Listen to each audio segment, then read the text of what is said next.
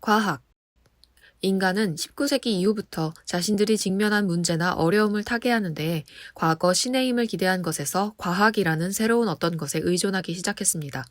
한때 언급되었던 과학적 방역이라는 말도 방역을 해야 하는데 어떻게 할지 잘 모르니 어떻게든 과학이라는 단어를 붙이기만 하면 더 새롭게 제대로 된 방역이 되지 않을까 하는 믿음의 반영이기도 하죠. 과학 방역을 부르짖기 전 문재인 정권에서 이루어졌던 코로나 팬데믹 대책을 정치 방역이라고 생각했던 분들이 이런 용어를 사용한 듯합니다. 20세기 이후 인류의 기술 문명, 물질 문명이 급속하게 발전하게 되면서 과학은 과거 신이 주관했던 거의 모든 영역에서 신과 같은 그런 힘을 발휘하는 것처럼 보이게 되었어요. 그런데 신이라면 기독교, 불교, 힌두교 등의 다양한 영역으로 구분이 된다지만 과학이라는 것은 어떻게 구분될까요? 물리학, 화학, 생물학 등의 자연과학이나 심리학, 사회학, 정치학 등 사회과학 또는 공학 등으로 구분을 하지만 이것은 학문 분야의 분류일 뿐입니다. 어떤 사람이 과학이라는 용어를 사용하면서 자신이 부딪힌 문제를 과학적으로 해결한다고 할 때 그것은 어떤 도구나 기구를 사용한다는 뜻이 아닙니다. 해결해야 할 문제, 직면한 문제에 대해 과학적 사유의 방법, 과학적 생각의 방식, 과학적 탐구 방법을 사용한다는 뜻이랍니다. 과학 방역이라고 할 때는 누가 방역 활동을 책임지고 하느냐의 문제가 아니라 방역 활동에 어떤 사고 방식이 적용되고 있는지를 잘 보여줘야 하죠.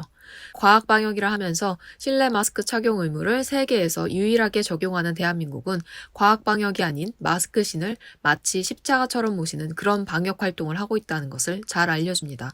어쩌면 그 효과와 관계없이 맹목적으로 마스크 신을 모시는 종교 방역이니 종교와 대척점에 있는 과학을 끌어와서 그것을 언급하는지도 모르겠군요. 그렇다면 우리가 일상생활에서 부딪히는 문제, 아니 전문가들이 자신이 가진 문제를 과학적으로 해결할 때 사용하는 과학이란 무슨 뜻일까요? 그것은 바로 전문가들이 직면한 문제나 어려움을 해결하기 위한 사고방식, 사유의 방법을 의미합니다. 과학적 탐구에 적용되는 사유의 방법에는 크게 세 가지가 있습니다. 연역법, 귀납법, 그리고 가축법입니다. 연역법은 이미 가지고 있는 보편적인 법칙 또는 지식을 개별 사례에 적용하여 결론을 이끌어냅니다. 전제가 옳다면 언제나 옳은 결론을 얻을 수 있겠죠. 하지만 옳은 결론은 항상 올바른 전제 속에서 나타납니다. 무엇보다 이런 연역법적 사유는 이미 있는 것을 언급하지 어떤 새로운 지식을 생성하지는 못합니다. 그렇기에 연역법을 사용할 때에는 무엇보다 전제가 무엇인가에 대한 면밀한 탐색이 있어야 하며 보통 잘못된 전제에서 시작된 연역법적 사유에 의한 과학적 탐구는 필연적으로 잘못된 답이나 결론에 도달하게 되는 비극을 초래하기도 합니다. 과학이 많은 일상의 문제 해결에 진리와 같은 어떤 해법이 될 수 없는 이유는 과학적 사유 방법 자체의 문제가 아니라 사람들이 대부분의 삶의 문제에 대해 잘못된 전제를 가지고 문제를 해결하려 하기 때문입니다. 대부분의 사람들이 과학하면 쉽게 연상하는 과학 실험 또는 과학 연구 등의 생각은 귀납법에 의한 사유의 방법에서 나옵니다. 과학자들의 연구활동은 보통 여러 가지 개별 사례를 관찰하고 그들 사이의 공통적 특징을 추출하여 하나의 일반화된 결론을 도출해내는 방법으로 이루어진답니다. 많은 실험에서 나온 자료를 통한 결과의 정리 또는 많은 인생의 경험을 통해 삶의 문제에 대한 해법 찾기 등의 논증 방법이 여기에 해당합니다. 이런 사유의 방법은 비록 개별 사례에 초점을 맞추긴 하지만 결론적으로 도출되는 어떤 규칙이나 법칙과 같은 것은 다양한 자료와 수많은 실험의 결과입니다. 귀납법은 다양한 자료와 현상 속에서 하나의 통일된 규칙을 얻을 수 있는 논증법입니다. 그렇기에 보통 과학자들이 논문을 통해 자신의 연구 결과를 정리하여 발표하는 것은 연구 주제나 문제에 대한 대표적인 귀납법적 사유의 방식을 보여주는 것이죠. 귀납법적 사유의 경우 특정 문제나 현상에 대한 일관된 법칙이나 규칙을 찾아낸 것처럼 보여주기에 과학의 대표적인 성과인 것처럼 대중들이 경험하기도 합니다. 만류인력의 법칙, 상대성 원리 또는 스톡홀름 신드롬 등의 용어들은 이런 귀납법적 사유에서 출원된 대표적인 규칙이나 법칙임을 알려주죠. 하지만 귀납법의 단점은 예외적인 상황이나 사례 또는 특이한 현상을 전혀 반영하지 못합니다. 좁은 공간에 수많은 인파가 몰리면 사고가 난다라는 과학적 법칙이 있더라도 때로 100만 명의 인파가 몰린 지구촌 축제에서는 아무런 압사사고가 발생하지 않았죠. 이런 예외 사례를 고려하면 10만이 몰렸다는 할로윈 행사에서 수많은 사상자가 발생한 현상에 수많은 인파에 의한 압사사고 발생이라는 귀납법적 추론은 별 도움이 되지 않죠. 각기 다른 사람들의 다양한 삶의 모습, 각기 다른 사람들이 겪는 각기 다른 다양한 마음의 아픔. 이런 문제나 아픔은 각각의 사람들이 자신의 삶에 대해 가진 다양한 전제들, 또는 각 사람마다 다르게 겪는 마치 예외와 같은 특별하거나 특이한 사건, 현상들의 연속이라 할 수 있습니다.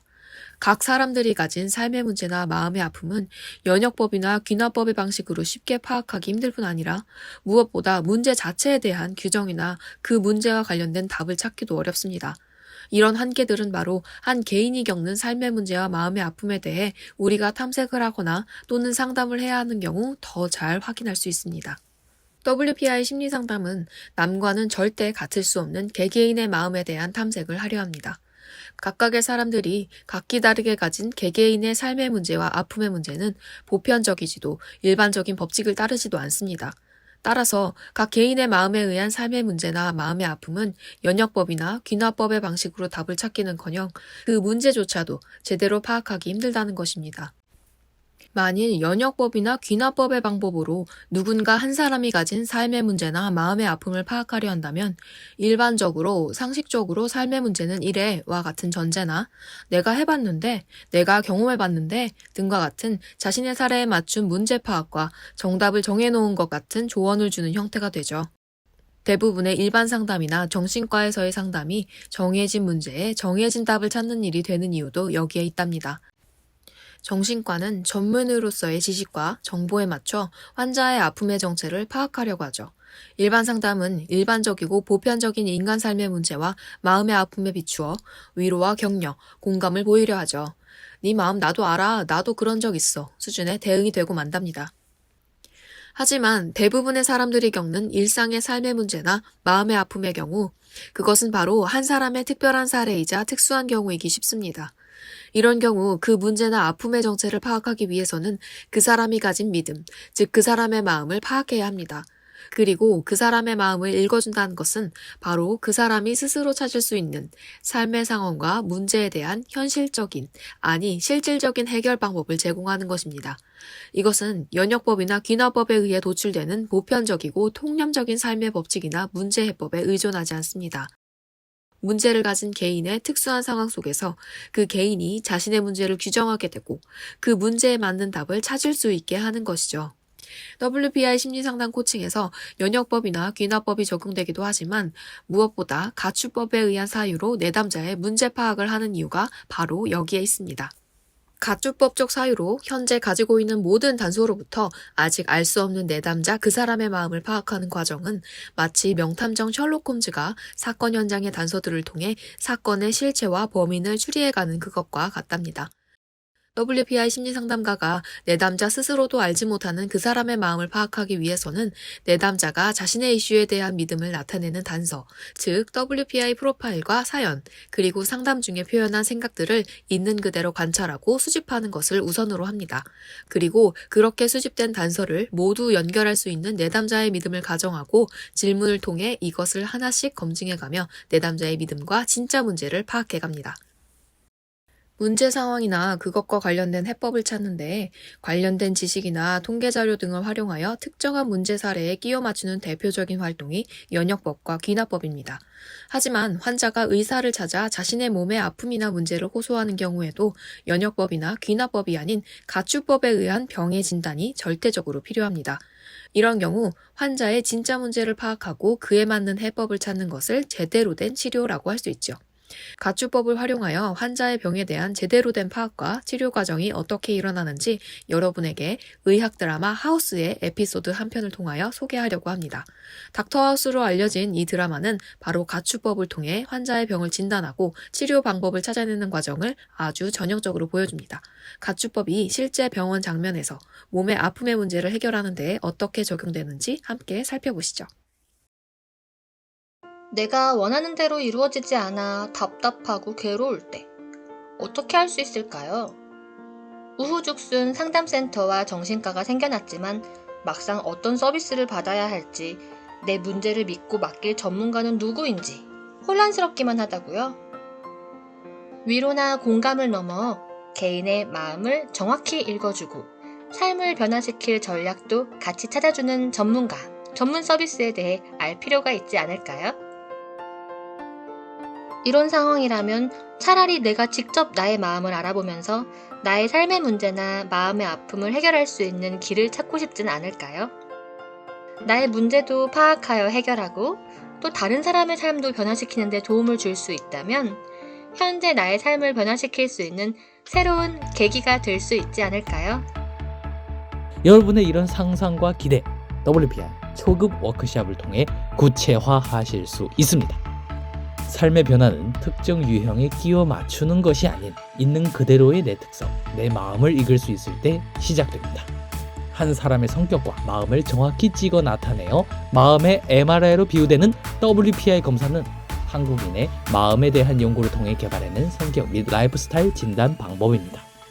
셜록 황이란 닉네임으로 유명한 대한민국 대표 심리학자, 한국인의 심리를 연구한 황상민 박사님의 직강으로 WPI 검사 결과를 해석하는 방법을 통해 자신의 마음을 알고 문제를 스스로 해결하는 능력뿐 아니라 주변 사람들의 마음을 읽어주는 WPI 상담가로 발전할 수 있는 시간. 당신이 상상하는 완전히 새로운 세상. 이제 WPI 초급과정 워크숍에 참여함으로써 여러분의 삶을 바꿀 수 있는 새로운 기회를 찾을 수 있습니다. 온라인 교육 시대에 새롭게 바뀌어진 WPI 초급과정. 온라인 원격 교육으로 누구나 쉽게 참여할 수 있습니다. 신청하세요. WPI 초급과정 워크숍. 강의 구성은 이렇습니다. 오전에 WPI 상담 코칭 과정 소개, 인간의 성격과 WPI 성격 구조에 대한 이해. 오후에는 멘토와 함께하는 조별 토론과 WPI 상의 5가지 자기평가 유형에 대한 이해. 그리고 황 박사님께서 직접 참가자들의 프로파일을 해석해 주시고 내 사연에 대한 1:1 원포인트 레슨까지 받으실 수 있습니다. 삶의 문제와 마음의 아픔을 해결하고 싶다면 진짜 문제를 찾는 방송 황심소. 무엇이 문제인지 모른다면 어떤 답도 정답이 될 수 없습니다. 진짜 문제를 찾는 방송 황상민의 심리상담소. 의대생들을 위한 강의를 맡게 된 닥터하우스. 그는 자신이 경험한 환자 사례를 토대로 학생들에게 퀴즈를 냅니다. 다리가 아프다며 병원을 찾은 3명의 환자들, 농부와 배구 선수, 그리고 마지막 한 명의 젊은 남자. 모두 갑작스럽게 다리에 통증을 느끼며 입원했습니다. 모두 원인을 알 수 없는 이유로 죽어가고 있죠. 분명한 상황은 더 이상 시간을 지체할 수 없다는 것입니다. 닥터하우스는 학생들에게 묻습니다. 여러분이 이 환자들을 담당한 의사라면 무엇부터 할 것인가? 막연한 가설 설정의 위험성. 첫 번째 환자는 다리 통증으로 찾아온 농부입니다. 농부는 자신이 울타리를 고치다가 발목에 압박을 느꼈고 근육에 힘을 못 주게 되었다고 이야기합니다. 학생들은 농부의 이런 이야기와 장면들에 대해 다음과 같이 진단하는 모습을 보입니다. Could be a blood issue. We should run a CBC and a D-dimer. 다리에 통증을 느끼고 쓰러진 사람이니 막연히 다리 통증의 원인에 대해 자신이 배운 지식을 기반으로 가설을 설정하려고 합니다. 정작 환자의 다리를 직접 살펴보고 현상을 관찰하여 단서를 수집하는 시도는 하지 않죠. 에피소드의 시작은 막연한 가설 설정의 위험성이 어떻게 드러나는지를 잘 보여줍니다. 학생들은 자신들이 배운 지식이나 검사에 한정하여 추론을 합니다. 마치 삽질과 같은 모습으로 반응하는 것이죠. 나름 전문적인 지식을 가지고 있고 이런 지식을 활용하여 자신이 직면한 문제를 파악하려고 하는 연역법에 의한 전형적인 반응을 학생들은 보이고 있는 것입니다. Could be a blood issue. We should run a CBC and a D-dimer. And get an MRI. MRI or a PET scan?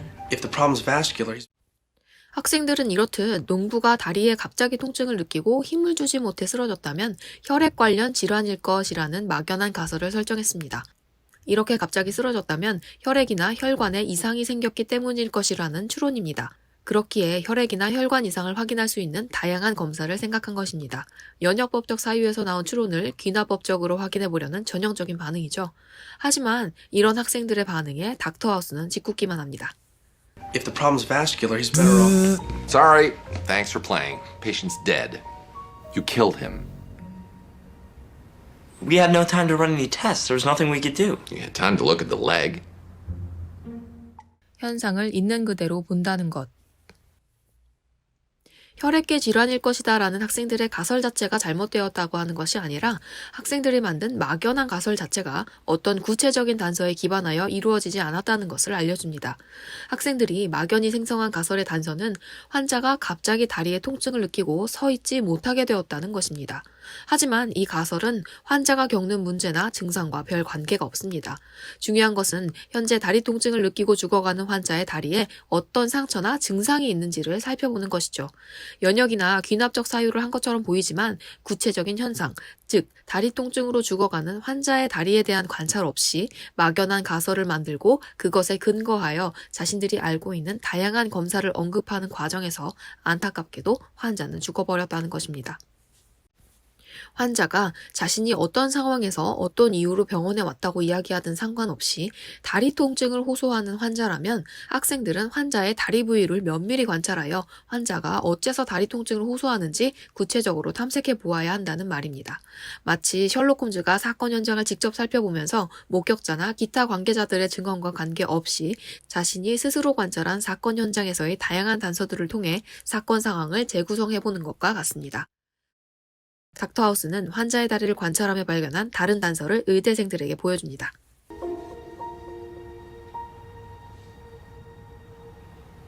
Puncture. Snake bite. That would be my guess. 이렇게 이야기하는 닥터하우스의 나라도 그렇게 생각했겠지라는 말은 나중에 다른 의미를 가집니다. 스스로 자책하는 말이죠. 물린 자국에서 단순히 뱀만 생각해냈다는 것은 주어진 현상을 하나의 가능성으로밖에 볼 수 없었다는 자책과 같은 표현입니다. 어떠신가요?